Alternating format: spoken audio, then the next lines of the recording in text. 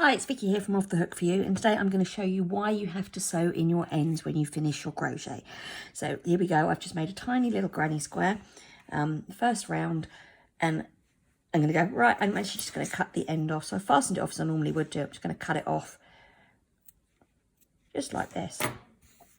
And what you will see is that if I just move this slightly now, just a little bit, it all unravels. And what you've just made has completely gone.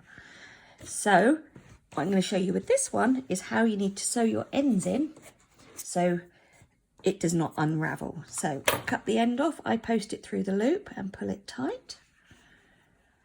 Right, so we're going to turn the granny square over so we've got the back showing. The back is bumpy in this case. And what we need to do is weave the end in so that it is secure. So you're going to sew down a stitch.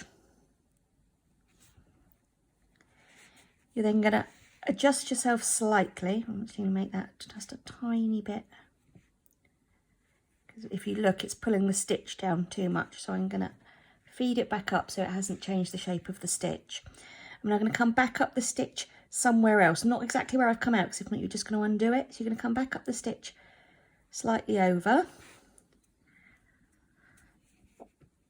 And then what you're going to do is come down the next stitch, because you don't want to add too much bulk to one stitch.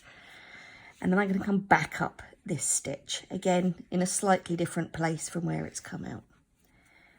And then at this point, I can cut the end off. Oh, and if we have a little look at it, I can give it a wiggle and it doesn't come undone. So that is why you must sew in every single end when you crochet. Thanks for watching. Please subscribe. Thanks.